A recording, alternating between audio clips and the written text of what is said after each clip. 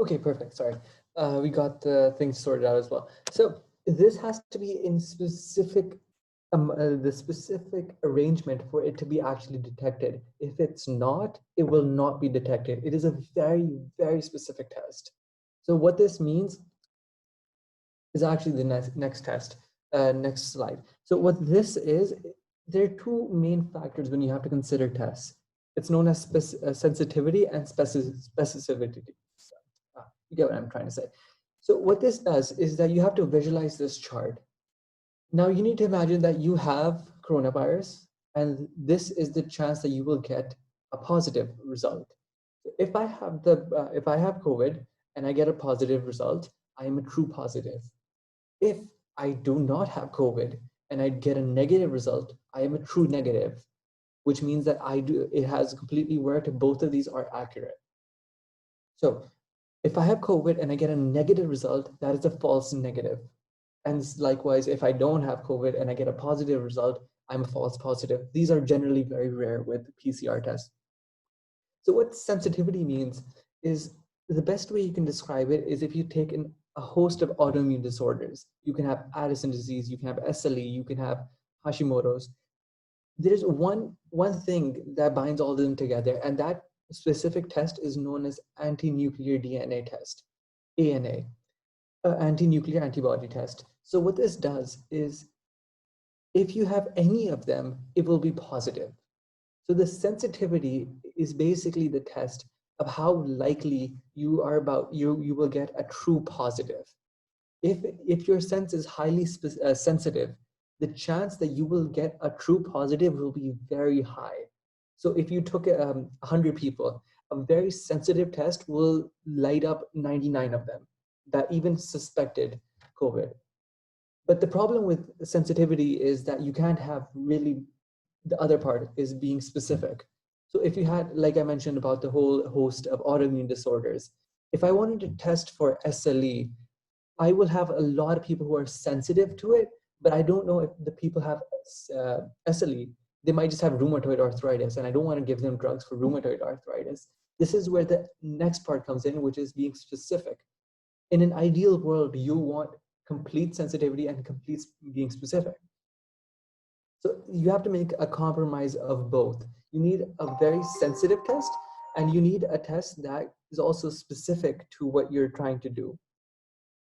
So the take-home message in this is, with PCR tests, false negatives are possible. And if you actually open the WHO website, and they will let you know that if you have symptoms, and even though you came out with the negative test, it is still advisable to isolate yourself given your symptoms. And why will be mentioned in a few slides. So this brings us to the next part, which is prevention.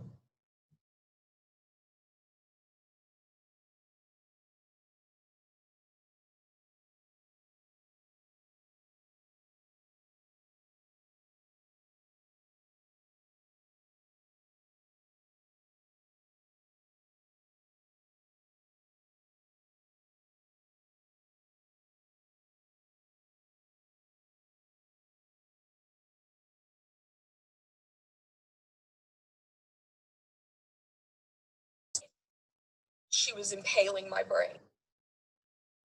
So did you guys hear that?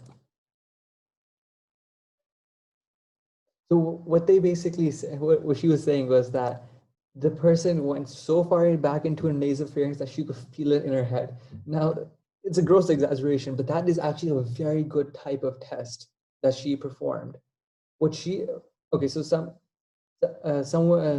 couldn't hear. So what she said was that the person went back into my nose and poked my brain out, and she felt like she was going to take it out, take her brain out. So what I wanted to illustrate was this is actually the best way to conduct this test. You just pulled my brain. Because if you look here at they go very deep in the nasopharynx, and that is actually on purpose because the virus is most likely to be at the back of the nasopharynx or the oropharynx. They even take stool samples because you want to be completely sure that you will get the virus if it's present. Now, this becomes important because in Pakistan, what I've noticed and what I've heard from people who are being tested right now is that the private labs, Juktai Lab especially, they are taking the proper method. They are going back, they're taking multiple yields to make sure that if you have it, you are sensitive, you will show up as a positive. So they're making it more sensitive because that's what you want. If you have it, you need to be sure that you have it. But what the government tests are being done are, they're basically not going that far. They're not going to the back of the nasopharynx. They're not taking the yield high enough. So if the yield isn't high enough, the genome won't be detected and you'll come out as a negative. So this is the PCR test. Another test that is coming up is the antibody test. And it's a lot of, it's getting a lot of hype, but it's not really not the same. What this does is basically it shows that you may be immune to the test.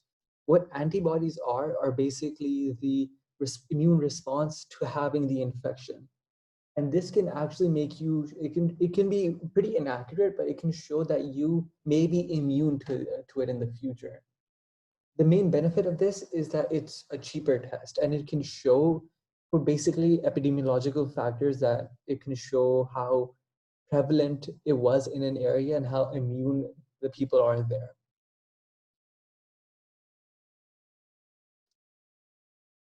So I mentioned antibodies, and I'm not going to go into the specifics of this, but what you need to know about antibodies is that in an early infection, the B cells, the mentioned in Fatma's lecture before, B cells make an immediate response of IgMs, immunoglobulin Ms. So what they do is they indicate an early infection, and you can see it that in every single chart, that the first response is always the IgM. And when our body has figured out how to deal with it and how to refine the IgMs, the IgGs take over. And the thing that gives you proper long-lasting immunity is actually IgGs.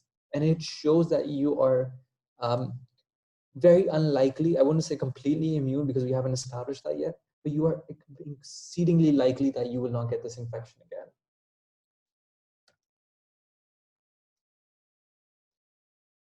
So how do you prevent this?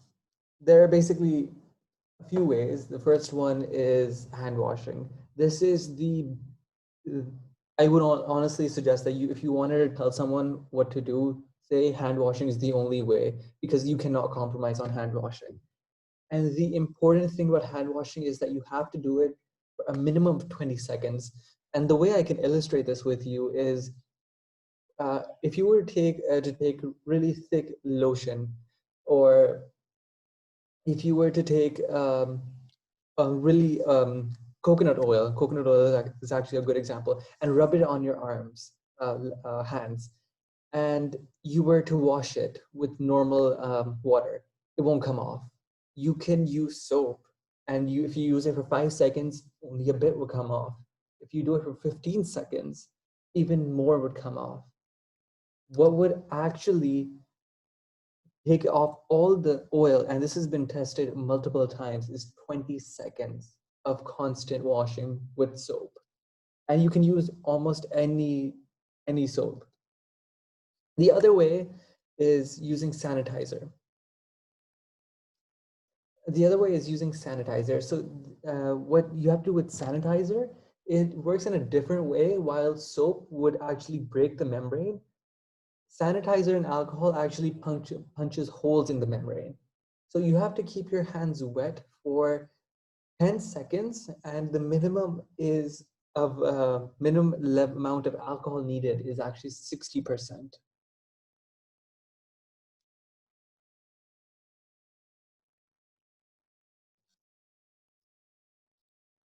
So another way of prevention is actually quarantining. So when we don't have a vaccine, we have to basically socially engineer our own vaccine.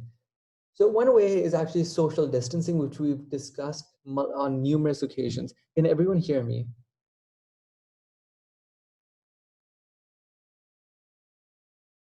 Okay, perfect. Okay, so when we're trying to engineer our own vaccine, what we do is we come up with social distancing, and we've talked about this mightily, so we don't have to go into this. Another one is actually masks, and we've also discussed this, that if both parties are wearing masks and they're wearing good quality masks, right, surgical masks especially, it can go down up to 80% the risk of transmission. And obviously hand washing. And most important fact about hand washing is there are 7 steps recommended by the WHO. And you have to Google them, but they actually cover each part of it. And you can even illustrate this by yourself if you were to take oil-based paints on your hands and you start rubbing them. If you follow the 7 steps, you will cover each and every part of your hand up to your half of your forearm. You can actually test it. It's really interesting.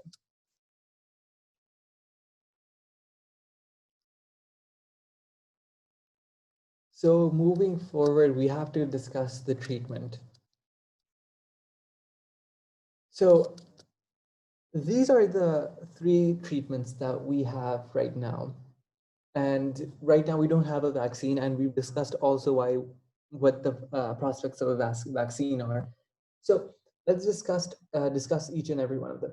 So the first one is actually convalescent immunoglobulins, which is basically the serum that they keep talking about. They need plasma. And the game of the plasma is actually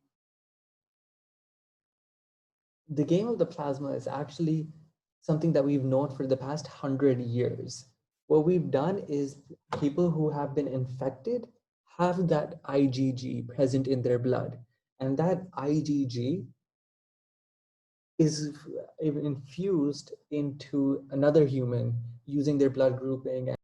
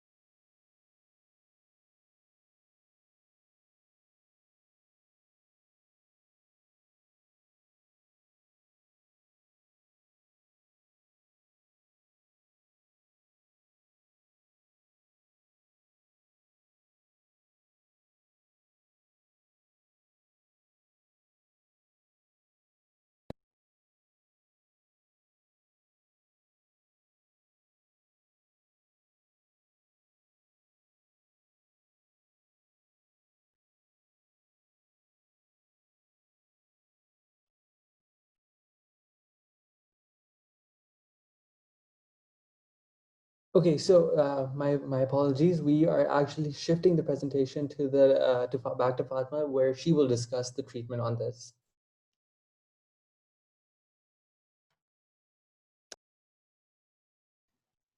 Hey everyone, can you guys hear me? Hello? Okay, let me share my presentation.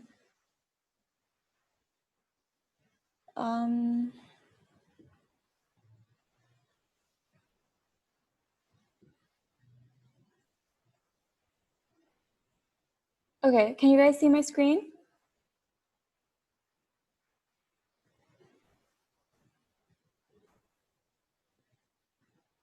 Okay, so I'm just going to be talking about the treatment options and the management options of COVID-19. Now, when I was making this presentation, I thought a lot about how detailed I should go into it and how much I wanted to include in it, because there's a lot. But I decided to keep it pretty simple, just the basic stuff about each thing that's being talked about right now, the most promising things at the moment. So starting off, I just want to mention that there are 2 types of treatment, right? So there's general management and then there's specific management. General management is mostly stuff that's supportive and, you know, symptomatic care, and just the general thing that you have to do in every single patient that's not tailored to a specific patient, or to a specific disease. So for COVID-19, general management, for example, would include supportive care like oxygen supplementation and ventilation when needed. If a person has minor symptoms, then, you know, you really don't even need to admit them. You know, you just have to tell them to, you know, you just have to give them, what do you call it? Symptomatic relief. Like, you know, if they have Panadol, if they have a fever, give them Panadol, or you would counsel them to self-isolate as well. That is a huge part of management. So when we're talking about management, we're not just talking about the disease, we're also talking about the mental health of the patient. And we're also talking about counseling the patient about how to prevent, especially when it comes to infectious diseases, you have to counsel them about how to not let it move on to other people, and how, you know, you can teach them how to not spread it to other people. Another thing that is done in general management for people with COVID-19 is related to specifically hospitalized patients. Now, you would give them prophylaxis for venous thromboembolism. So this prophylaxis, it's given to all people who are hospitalized unless there's a contraindication. So generally what we use is low molecular weight heparin. It's an anticoagulant. So unless they have a contraindication to anticoagulation, like, you know, if they have active bleeding or a bleeding disorder, or they have a contraindication to the use of heparin, you wouldn't, then you would give this prophylaxis to all patients who are hospitalized. And we discussed why in the previous lecture, you know, how there's stasis, especially in people who are in the hospital. There was a lot of concern initially about NSAIDs, which are non-steroidal anti-inflammatory drugs, things like Brufen. There were a lot of like anecdotal cases about people who were given NSAIDs and then developed severe disease. There was a recent systematic review. A scientific brief was released by the WHO that found that there's actually no evidence of severe adverse events or acute healthcare utilization or any long-term survival issues or quality of life issues in patients who received NSAIDs. So this may be unwarranted. Nebulized medications in COVID-19 patients are avoided if possible because there's aerosolization. And so that increases the risk of nosocomial infections, which are infections in a hospital setting because you're essentially making the virus airborne. So if possible, you would avoid nebulized medications. There's something known as ACE inhibitors, angiotensin converting enzyme inhibitors, and angiotensin receptor blockers, which are ARBs. So there was a lot of anecdotal evidence initially that also kind of showed that these increased adverse outcomes, but this was not supported by further observational studies. So a lot of people, when they read about this, started discontinuing their medication. So it's important to tell people to not discontinue them unless there's another indication to discontinue them. For example, if they develop hypotension or acute kidney injury. And then there's steroids. So we really don't know a lot about steroids in this virus particularly, but the current recommendation is to avoid them if possible in people who have COVID-19. This is because history has shown us, like previous pandemics with SARS and MERS have shown us that people who were given steroids, they basically developed like adverse outcomes. They had they took longer to clear the virus from their system, and they also had a higher mortality. But there is new research that's indicating that if you use steroids early on in COVID-19, it may be useful, but it's definitely not supposed to be given really late into the disease, unless, you know, they go into hyperinflammation, in which case it may be used again. And then talking about specific management, there's several medications that are being investigated at the moment. Some of these are not even, actually none of these are currently approved for regular treatment. Like there are a lot of them that are being used in trials, and there are a lot of them that are being used under emergency authorization for specific demographics, but none of them are 100% approved for treatment of COVID-19 yet. And when we're talking about specific drugs, right? So I mentioned that some of these are being used, like some hospitals, especially private hospitals that can afford them, are getting these drugs and they're enrolling people in these trials. But it's important to not use it off label. Like when hydroxychloroquine, when people started hearing of it, a lot of people started buying it. A lot of doctors in like rural areas, in basic health units, they started prescribing it to patients as well as kind of like an off-label prophylaxis. But that's dangerous because whenever you're considering prescribing a medication off-label, you have to consider its risks, its benefits, the current data on its use. And at the moment, we really don't have the optimized dosages. We really don't have the optimized length of therapy for most of these therapeutic agents, which is what we're trying to determine with all of these phase 3-4 trials. In fact, the WHO has a solidarity trial. It's like a multinational trial, and a lot of the drugs in it are actually in phase 3 to phase 4 now. So like remdesivir, lopinavir, and ritonavir, favipiravir, and hydroxychloroquine, things like sarilumab and tocilizumab, all of these are in phase 3 and 4 trials. So they've proven to be safe, but we still need to kind of see if they're beneficial in people who have COVID-19, and like if they are, then what the optimum dose would be, what the optimum length of therapy would be.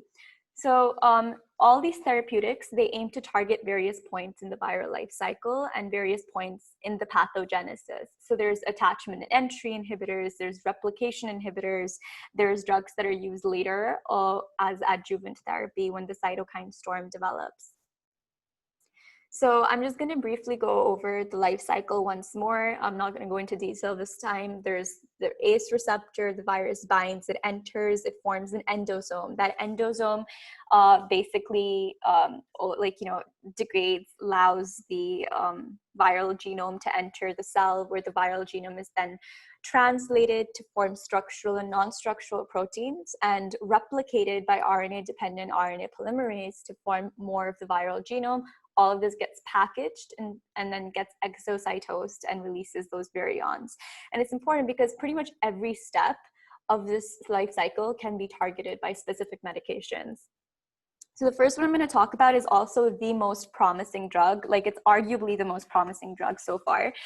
In fact, that it's so promising that it's one of the two drugs that the FDA has actually given emergency use authorization to for use in hospitalized children and adults with severe COVID-19. And so the mode of action is that it inhibits RNA-dependent RNA polymerase. So most polymerase inhibitors act as instant chain terminators. Whenever you're making a molecule of RNA or DNA, you need a 3' hydroxyl group to allow that phosphodiester bond to form, right? However, the thing with in chain inhibitors is that they don't have that, so it just results in chain termination. Remdesivir is different because it causes delayed chain termination. So it does have that 3' hydroxyl, so that bond can form, but one of its carbons is so huge that it just sterically clashes with the polymerase after 2 to 3 additional nucleotides are added. So it's essentially just an adenosine nucleotide analog. It's a prodrug. It enters the body, gets phosphorylated, that is, it has more phosphates added to it. So it becomes a monophosphate, which is one, and then a triphosphate, which is the active form within the cell. I mentioned that it has emergency use authorization. So so that's what I was talking about, how none of these drugs are approved for the mass public yet. Most people who are able to are generally enlisted in trials instead of just being started on the drug AMA. And emergency use authorization is for people who are very severely sick and will, without the medication, probably die. And so there's an actual criteria that the FDA released with the emergency use authorization that can be so I just put this here so you guys can see that it's never okay to just take the medication on its own. A lot of people, they're these chain WhatsApp messages going around of hey, if you guys want to buy remdesivir, here's a number, call this number and we'll send it to you. That's pretty dangerous, all things considered. Then there's hydroxychloroquine, also, and chloroquine. So basically, hydroxychloroquine has been found to have more potent viral activity than chloroquine. And it was typically used for malaria. It's typically used for autoimmune conditions like SLE, rheumatoid arthritis. But there were some studies that showed that it had better clinical outcomes in patients who had COVID-19. And this has also been issued an FDA emergency use authorization for use in adolescents and adults admitted in the hospital if their participation in clinical trials is unavailable. Otherwise, you would refer them to a clinical trial. And so there was a lot of controversy regarding this recently because a systematic review in the Lancet found that, it may actually be causing more harm than good. So this arm of the Solidarity trial by the WHO that I brought up earlier, it suspended it. It suspended the hydroxychloroquine arm because of concerns about toxicity, but this was restarted on June 3rd. And now it is still, undergoing trial. So it has multiple ways in which it works. So it basically blocks viral entry into cells. For receptors to be effective, they first have to be glycosylated, right? Which means that they have to have glucose sugars added on it. And when the viral spike protein is being primed, it undergoes cleavage by a serine protease. And then once it's inside the endosome has to properly acidify and mature so that it can release that DNA, that RNA. And so all of these steps are blocked by hydroxychloroquine and chloroquine. And it also has immunomodulatory effects. That is, it changes the immune system's response to the virus. So it kind of lowers or attenuates cytokine production as well. Azithromycin was initially thought to potentiate the effects of hydroxychloroquine, but most studies suggest that it really has no added benefit. On the contrary, azithromycin in itself can actually increase some of the adverse outcomes of hydroxychloroquine. It can prolong the QTc interval of the heart and cause arrhythmias. It can cause cardiac arrest. And so it does have a lot of toxicity. It can cause minor common symptoms like abdominal cramps, anorexia, vomiting, diarrhea.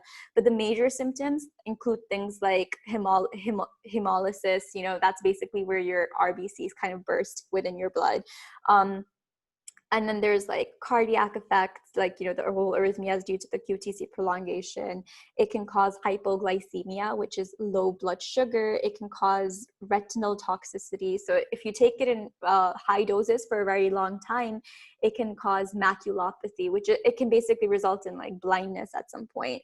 And it also has neuropsychiatric effects. So it's important the reason I mention these toxicities is because it's so commonly being used by so many people, and it's really not safe because you really need to have the proper dosage and the proper length. If you take it for too long, you can develop a lot of these toxicities, some of which may even be irreversible.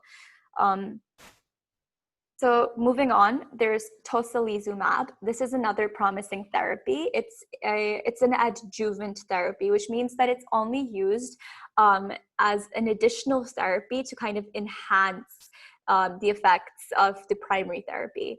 And tocilizumab is and sarilumab, you can see that in the diagram. They're basically monoclonal antibodies against the interleukin-6 receptor. And so we talked about in the previous lecture how cytokine storm is very, it's responsible for a lot of the severe disease.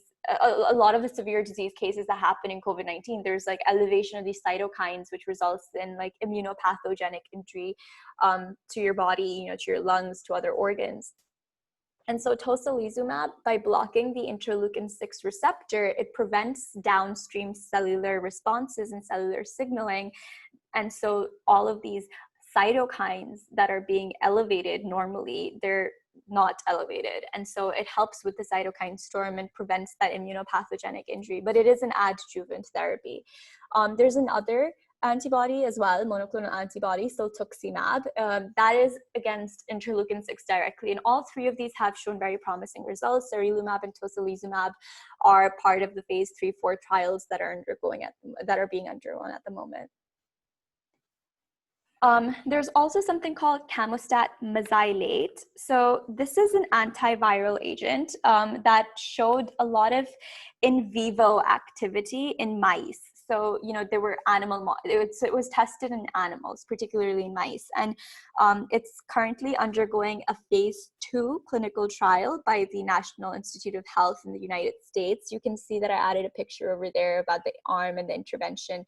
So a good thing to do if you want to keep up with new therapies instead of just keeping up with them via social media, the better thing to do would be to go to a validated site. All of this, the arms of the trial, the intervention, the treatment, they're all open source, so anyone can access them. So it's better to get your information from the source itself. So go to NIH's website, you can type in the trial, you can see how far along it is, you can see what the preliminary results are like. So what this does, camostat mesylate, it's an inhibitor of the serine protease that kind of primes the spike protein. I mentioned that the spike protein needs to undergo proteolytic cleavage before it becomes activated and lets fusion happen. So the serine protease is inhibited by camostat mesylate, and often camostat mesylate is combined with another medication called nitazoxanide, which has also shown a lot of activity against SARS-CoV-2, and it's given as something called a mixed bag. Then there is convalescent plasma or hyperimmune globulins. So these confer passive immunity. You basically are just providing neutralizing antibodies into a patient or even to a healthy person who hasn't contracted the disease yet. And it just helps clear the virus in the infected cells because those antibodies can kind of coat the virus, they can kind of coat the infected cells and prevent further viral entry, and they can kill the infected cells because they opsonize it, they kind of coat it and allow other immune cells to destroy the cell. And so this is also undergoing a randomized comparative trial by the NIH. It's called the CON-COVID study. And so it's pretty useful. It's an adjuvant therapy. Again, it is not a primary therapy, but for people who do have the disease or for people who are at risk at developing the disease, like people who are immunocompromised, a lot of places are using this convalescent plasma or the hyperimmune globulins. And it really doesn't have that many side effects. The main issue that could arise with this in Pakistan specifically, in any country that has bloodborne infectious diseases endemic to it, the issue is that unless the donor blood is properly screened and processed, we really are at higher risk of transmitting other pathogens, like hepatitis C or things like HIV, both of which are endemic to Pakistan. Then moving on, there is lopinavir and ritonavir. These are protease inhibitors. So initially when proteins are formed, there's large polypeptides, which then get cleaved and form smaller structural proteins. So lopinavir and ritonavir, it's a protease inhibitor. It's used for HIV. So it went directly into phase 3 and 4 trials because we knew it was safe. It's used widely in China for COVID-19, but really no studies at the moment have shown clear benefits for SARS-CoV-2, but it's still being used in some places because, it has been shown to be safe in humans, and its side effects aren't that pronounced. Like the most common ones are just GI intolerance. They might have nausea and vomiting, but it can have some major side effects as well if given in the wrong dose. It can cause things like pancreatitis or hepatotoxicity. It's toxic to the liver, and it can also cause cardiac abnormalities, particularly in cardiac conduction. There's another medication antiviral that's also being used. It's called umifenavir. The colloquial term that everyone uses is Arbidol, and this basically targets the spike protein and ACE2 interaction and prevents membrane fusion. Again, there is a clinical trial by the NIH that is underway. And it's generally very benign in terms of like a side effect profile. You know, it just causes a few GI symptoms. You know, it can cause an allergic reaction. It can cause elevation of like, you know, liver enzymes. But besides that, it's really not that bad. But we still need to quantify if it's useful. Then there's favipiravir, and this is a prodrug as well. It's a prodrug of a purine nucleotide. So similarly to remdesivir, it inhibits RNA polymerase. And there's limited data at the moment of its use in COVID-19, and further studies are needed to determine its efficacy. The main thing that this can do, and the reason it shouldn't be just given to any other person, is it can elevate the levels of uric acid in the blood.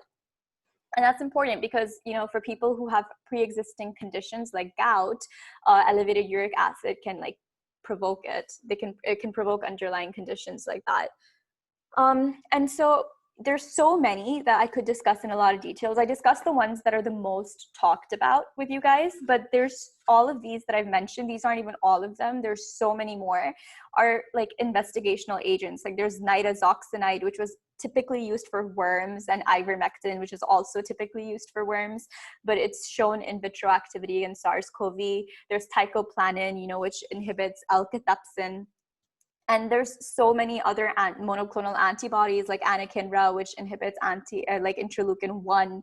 And there's other things like interferons and ribavirin, but all of these need to undergo further research. These are the ones that at the moment we really don't have a lot of clinical data on. And the ones that we do have clinical data on, like ribavirin and interferons, they generally tend to have really bad side effect profiles. In fact, ribavirin and interferon, they were used for hepatitis C, but when the new therapies of hepatitis C came out, these were discontinued for the most part. They're not used anymore unless there's this very specific genotype of hepatitis C. And so, because it had such terrible side effects. So the reason I put all of these here is to just kind of like put into perspective how many medications there are and how many medications, you know, show up in the news. But it's important to just not start any medication or to like promote the medication without really knowing like all of the clinical data on it or all of the adverse effects on it. You really need to like weigh the risks and benefits. I found a beautiful table in one of the reviews. So to make this presentation, I did go through multiple systematic reviews of different, you know, medications that are being tested or used for SARS-CoV-2. I'll share those links with you. You guys can go through those reviews. They're pretty great. Like this is another one. This was a very like accurate one. It also shows all of the toxicities. It shows the like, you know, the dose, the administration, everything, and even the contraindications. And so this is just kind of like a summary. Some of these drugs have been shown to not really do anything, like oseltamivir. It's shown to not be effective in SARS-CoV-2. Ribavirin, you know, it's varying, but it's not generally recommended. And then there's like the rest of them, though. You can see that like remdesivir, teicoplanin, lopinavir, ritonavir, chloroquine, they do have some clinical data on their use, and it is promising. And so I mentioned in the last tutorial that based on that staging model, I would put like the guy who made the staging proposal, like he also recommended treatment options at each particular stage. So just bringing it back, so now you can see the potential therapies at the bottom as well. So initially when you have early infection, you know, there's viral replication, and what you really want to do is you want to use medications that target viral replication and inhibit a step of that viral replication and start them early on so that the viral, you know, the viral load is lower. And so if a viable antiviral therapy, which hasn't come about yet, but potentially may in the future, like if remdesivir gets approved for mass use, then that could be very beneficial in targeting selected patients during the stage to reduce the duration of symptoms, to minimize their viral shedding and contagiousness, and to prevent the progression of severity of the disease. Then there's stage 2. In stage 2, there was, you know, the early stage, 2A without hypoxia and 2B with hypoxia. In 2A, you know, like it's pretty much the same. Like you would try to prevent immunosuppression, so you wouldn't really like to use anything that causes immunosuppression in this stage, and you would give them antiviral. So it's pretty much the same as stage 1. But if hypoxia occurs, then at that point, you may want to use anti-inflammatory therapy. So at this stage, using NSAIDs in low doses even may be warranted. Then there's stage 3, which is systemic hyperinflammation. So at this point, all of those other adjuvant therapies that I mentioned, like the convalescent plasma and the tocilizumab, and even things like anakinra, which is an interleukin-1 receptor antagonist, they can be used to help with the cytokine storm. And for a few people are of the belief that at this stage, corticosteroids may even be helpful because there's already so much hyperinflammation. You really just want to reduce that inflammation. So you would give a very potent anti-inflammatory like steroids. But that's a bit like debated. And obviously convalescent plasma isn't just specific to one phase. You could use it at any point, but it's been shown to be very helpful in hyperinflammation. And so those are the main things that I just wanted to touch up on when it comes to treatment. And I just want to further clarify the reason that I talked about the main ones is because obviously this was a lecture on treatment options. No one is really, the mass public isn't really expected to know about treatment options, but it's useful to know about them. So if you are interested in medicine, it's very important to keep up with current news from reliable sources like government organizations, things like the WHO, the CDC, the NIH, reliable sources. It's important to just not Google and just go to the first link that shows up and kind of believe it. Someone messaged hydroxychloroquine prolongs the QT interval. Yes, it does. It causes QT prolongation, can cause arrhythmias, can cause, heart block. And so just a quick, Abdullah mentioned a lot about his prevention. He mentioned a lot about, things like the diagnostic tests as well. To clarify a few things, you can take the samples for those diagnostic tests from multiple places in your body. You could take it from the nasopharynx, the oropharynx. So basically divide it, upper respiratory tract and lower respiratory tract. Upper includes things like nasopharynx and oropharynx and sputum, and lower includes things like BAL, which is bronchoalveolar lavage, or even a tracheal wash. So you can take specimens from anywhere. Stool is 50-50. A lot of people have detected the live virus in stool, but it's not routinely used to diagnose SARS-CoV-2. Urine is not used. Blood at the moment is not used. And then according to, okay, so another thing that I wanted to bring up, does anyone really know the difference between quarantine and isolation?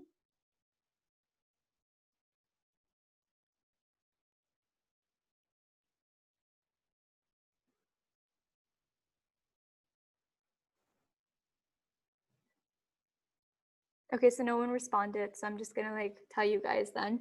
So quarantine is when someone who has been exposed to someone who is positive separates themselves from other people, and so that to see whether or not they develop symptoms. And isolation is when someone who is positive, who's tested positive, separates themselves from other people to prevent passing on that disease to other people. So they're two different things. Yeah, so someone did mention isolation for those who have it, quarantine is to protect yourself from it. Exactly. And so even if you actually have, been exposed, you would quarantine yourself unless you've been tested positive. You would just quarantine yourself and you're trying to see if those symptoms develop. And so they generally are okay with lifting these quarantine, isolation, at least precautions. Quarantine to karna chahiye, but isolation precautions can be lifted a minimum 10 days after the last exposure. And out of those 10 days, at least 3 days since no symptoms are present in the person. Antibody test is done using blood sample. I was talking about RT-PCR. Generally, I'm pretty sure that you can do a PCR on blood, and it could possibly turn out positive, but it's not used widely because, you know, there's a limited time frame of viremia, which is the presence of virus in your blood. The virus in your respiratory specimens, it's very much present all the time. Like, you know, as long as you're positive and are symptomatic, it will be in the viral secretions, respiratory secretions, but it may not be in the blood. So that's why blood RT-PCR isn't used that widely. Yes, but it is used for antibody testing.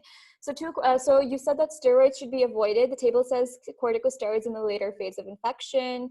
Yeah, so basically, what happens, so that's what I was saying. So steroids, there are two schools of thoughts on this, okay? So some people believe that steroids, if you give them very early on in the infection, could be beneficial.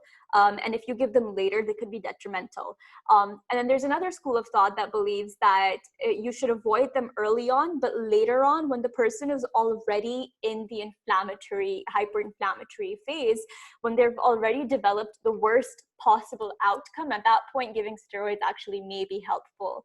So it's really, there's no guideline or standard at the moment. What the WHO recommends and what, you know, the CDC recommends is that steroids be avoided unless absolutely necessary. And if someone's in hyperinflammation and they have massive inflammatory response, steroids could be beneficial to them because, you know, steroids aren't really going to make the person develop a worse outcome because they're already at the worst outcome. So at that point, their use may be justified, but it depends from patient to patient. It's not the same in every patient.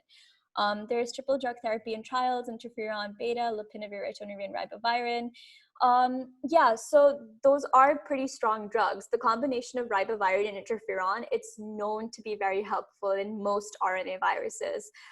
It's still used as, like, you know, part of therapy for things like hepatitis B, and it was used a lot for hepatitis C in the past, but they have very adverse outcomes. So these drugs that are being used in trials, it depends on which patients they're being used on. So not every patient will be admitted on, it will be, you know, tried in every, like not every patient will receive every drug in a trial. You know, they may be receiving one of those drugs.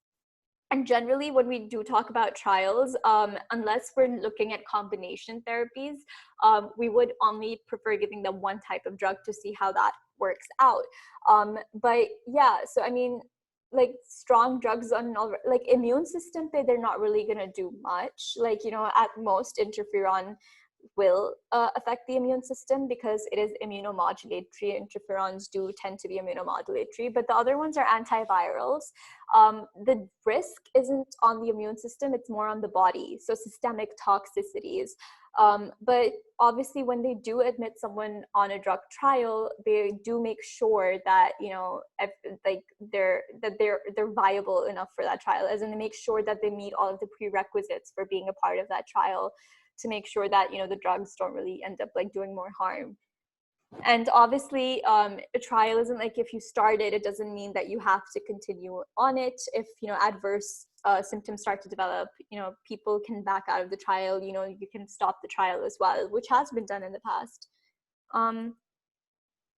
So does anyone have any other questions to ask about this?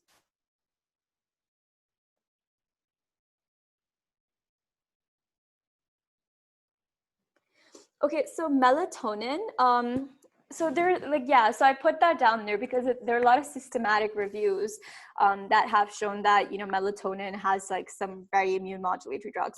So basically it has anti-inflammatory effects. Melatonin is immunomodulatory, it is anti-inflammatory, it is an antioxidant, and it also has the added benefit that it is sedating. So people who are hospitalized and are likely to go into delirium, it could be pretty helpful for them as well. Obviously, this hasn't been proven by a clinical trial. This was more of a systematic review of its use in the past in infectious diseases, particularly in people who were in very late stage severe inflammation. So that's why, like, it has immunomodulatory and an anti-inflammatory effects. And anything that's immunomodulatory tends to help with the cytokine storm.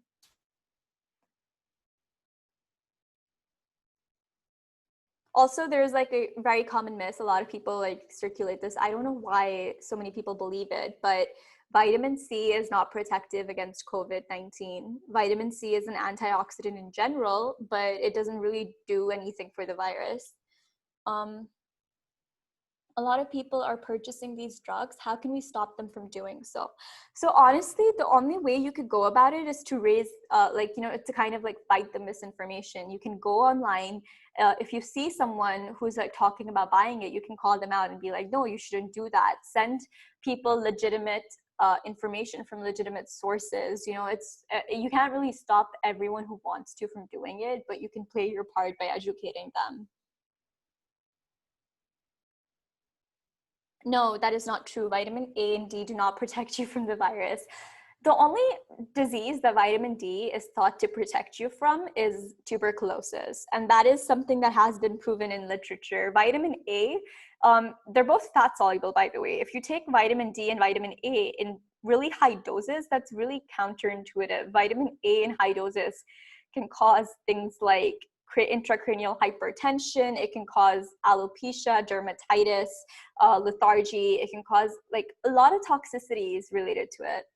Vitamin C, making your immune system stronger, is a myth. Vitamin C is an antioxidant, so it helps with, it helps with reactive oxygen species, which are these things that are created by your cells in response to a lot of things like, inflammation, viral agents, bacterial agents, and it kind of helps with those. But it doesn't.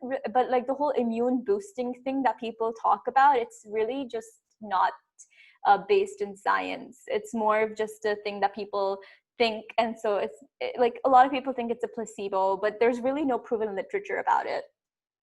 Zinc is a mineral. Zinc is needed for the function of a lot of enzymes. So it's used for like over 100 enzymes in your body, and a lot of these enzymes are things that you need for your immune system. For example, your zinc, it's also used to make transcription factor receptors called zinc finger motifs, which help, which help with the downstream like signaling of things like steroids and other vitamins and other things like steroid hormones and like things like even thyroid hormones, which aren't steroid, but they're also hormones. So it is necessary by the body, but you don't really need it in excess. Like if you eat a lot of zinc, it's really not going to cure the virus. It may make your immune system function better, but even that would be very minute because it's not really something that you store, right? No, taking vitamin C tablets there's no evidence that it will increase your immunity.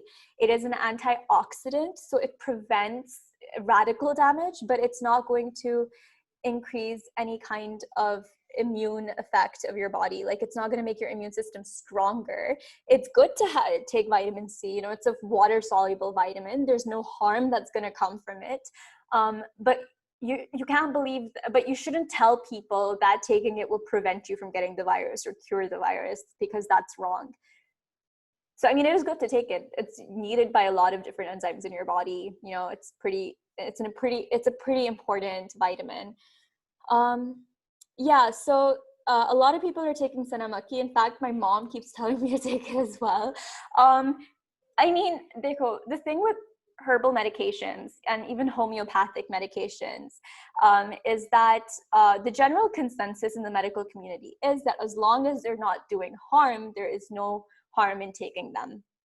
Right. So if you're taking Sanamaki and you're not really taking it in like extreme doses, you're not like, okay, because Sanamaki, like if you take it, like, you'll notice it causes dehydration, it causes diarrhea, it causes a lot of effects in your GI symptom. It can cause increased urination, diarrhea. Eventually it results in dehydration. And when you're dehydrated, you're just not performing that well. Your body just stops performing well. When you're dehydrated, you have a low blood circulatory volume, and that will already if you're already predisposed to developing severe disease like in cardiovascular disease, or you're going into shock, then that's really not helpful, right? So but if you're taking like maybe like a cup every other day, like you're taking the leaves and like straining them and drinking it or whatever, like it's not really gonna do much. Like if people believe it's protective, there's a lot of power in like thought, and when it comes to healing, that's why placebos work.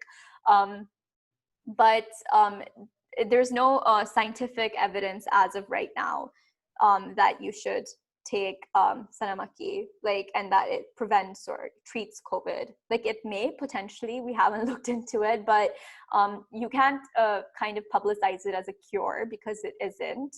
And people should still be taking other precautions. Like, if they want to drink it, sure, but if they, but they should also still wash their hands, wear a mask, use proper cuff etiquette, like everything else that they should be doing in quarantine, they should be doing it. I'm going to quickly jump in. और इस बात पे करते हैं कि the reason why you hear so many herbal medicines and vitamins A, B, C, पता नहीं कौन से आ चुके हैं, but at the real point is what the concept behind all of this is important. People want to believe that there is a cure that we can have that's already there. It's a good and bad wishful thinking at the same time. It's good because people at least are optimistic, kuch to ho hi jayega. But it can be bad. And the reason why we keep mentioning that you should take vitamin D, because generally हमारे में वैसी deficiency होती है, we don't think it will actually affect COVID as much as we'd like it to believe, but we want to believe that it will. So as long as it's not negative, then it's fine. As long as you don't take vitamin D and skip your go to a party, शादी पे चले जाओ, vitamin C खा लिया मैंने. As long as you don't do that, then that's fine. Yeah, so vitamin C does decrease inflammation to some extent. That's what an antioxidant does. Vitamin E is an antioxidant, but if you take too much vitamin E, adults can develop hemorrhagic stroke. Children can develop necrotizing enterocolitis. All vitamins are useful, but taking them in excess really doesn't do much. Your body needs as much as it needs. Fat-soluble vitamins, जो A, D, E, and K हैं, उनको तो लेना ही नहीं है excess में. Those can be very dangerous if you take them in high doses. Vitamin C is a water-soluble vitamin, so the excess just gets flushed out of your system. Your body will use as much as it needs, and the amount that it doesn't need, it'll just get, you'll just pee it out. Or you'll just poop it out. So it really doesn't really do much. Your body will use the amount that it needs, and the rest of it will just, be flushed from your system. It's not a cure. There are benefits to vitamin supplementation, and I'm never going to say don't supplement vitamins. If you want to take vitamin C, you can. But vitamin C, the only issue is that you can't really publicize it as a cure. And you can't publicize it as some miracle thing that will boost your immune system and make you immune to most diseases. Because then what tends to happen when you do that is that people start supplementing it in high doses and they think that they're immune. And so they kind of disregard precautions. They're like, I'm taking vitamin C, it's a cure, mujhe to kuch nahi hoga. So that's where the danger of misinformation comes in.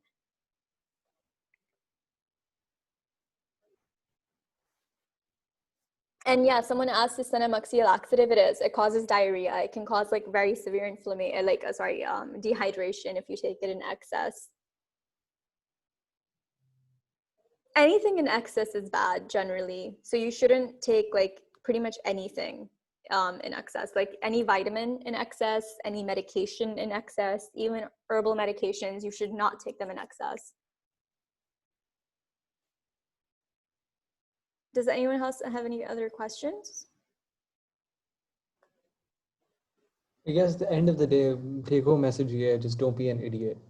Just don't be an idiot. If you think this is stupid, there's a 98% chance that it is. If your first thought of seeing bleach and thinking maybe I should drink this, then I don't think COVID is the biggest problem you have.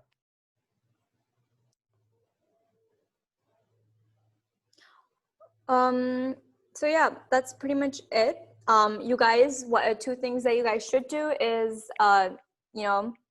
whenever you're looking for any sources for information, look at valid sites, government sites, proper research sites, not just any article Dawn News ka koi unhone banaya hai, wo padh liya ho.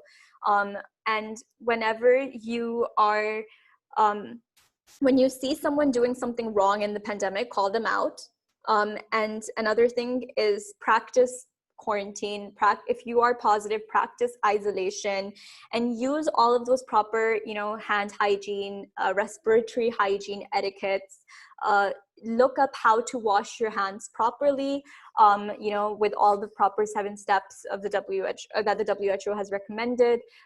Look up how to properly don a mask and how to properly take off a mask. There is a way you do it, and a lot of people do it wrong. In fact, look up how to properly fit a mask to your face, and look up how to properly make sure that you're using the mask in the right way instead of just using it in the wrong way like most people are. And if you see people doing something wrong, like not wearing the mask properly or not washing their hands properly or not practicing respiratory hygiene or circulating misinformation, even if it's in your family, call it out. Like I started doing that with my parents, and at some point, instead of sending those messages that they were receiving to other groups, they would first send it to me and they'd ask me, oh, is this valid? And then I'd send them to like proper government sources that validated them or disprove them. But can bleach not kill the virus inside the body? Okay, I'm pretty sure that's like, yeah. Bleach can. If you drink I'm enough pretty of sure it, that's it can kill sarcasm. anything. Yeah, I mean, it can kill you, so. When all the vulnerable people in a country are infected, will cases start going down? That's herd immunity, and we don't know. A lot of countries are just depending on herd immunity. Pakistan's one of them. Potentially, they may. Potentially, they may not. That only time will tell. Depends on if they become seropositive and seroconvert, and if that seroconversion I is want to protective. be clear about one thing. Abhi, as of right now, the highest number of cases are in the US, and the highest number of cases in any city in the world by far is in New York, and they are not even close to herd immunity. So just keep that in mind. Yep, I'll send some of the names of valid websites that you guys can get information from on the group when I send the post-course feedback and like the post-test form for today. But besides that, if anyone else has any other questions, do let me know. And yeah, we're one of the top countries in Asia at the moment. We beat a lot of countries. We beat Italy, which is very surprising considering how many they had initially. So we're also like kind of warring with Europe at the moment.